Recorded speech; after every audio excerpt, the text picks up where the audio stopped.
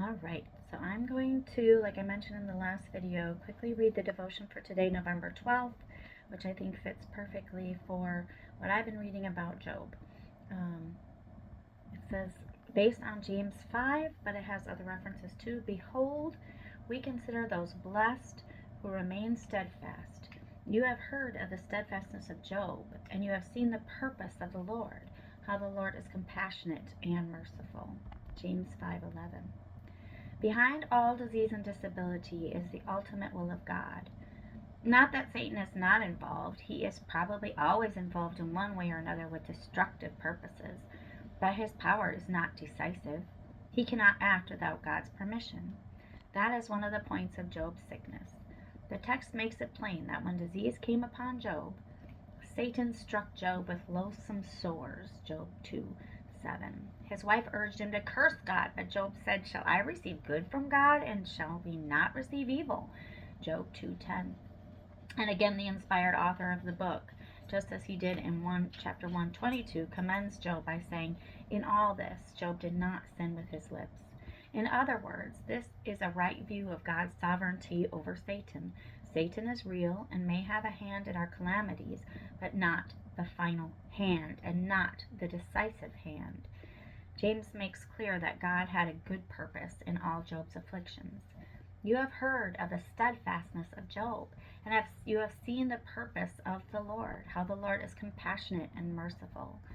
So even though Satan was involved, the ultimate purpose was God's, and it was compassionate and merciful. This is the same lesson we learned from 2 Corinthians 12:7, where Paul says that his thorn in the flesh was a messenger of Satan, and yet was given for the purpose of his own holiness, to keep him from becoming conceited.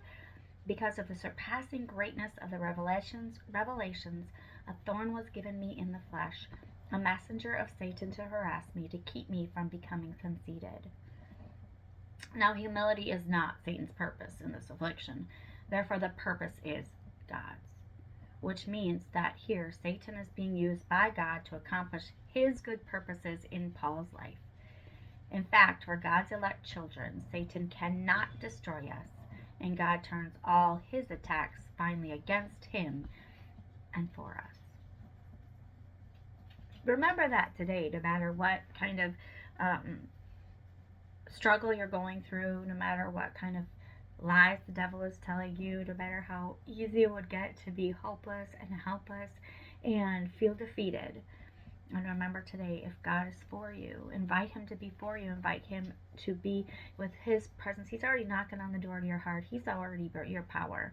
You don't have to make promises to him, but at least tell him you want to be with him. You want his forgiveness. You want to be on his side. You want to take every gift that comes from being forgiven and the cross and the Holy Spirit. And if God is for you, it doesn't matter who's against you. If God is with you, you are a conqueror and overcomer already through the cross. Remember that today. Rejoice in the Lord and find hope and joy and peace today. Thanks for listening, friends.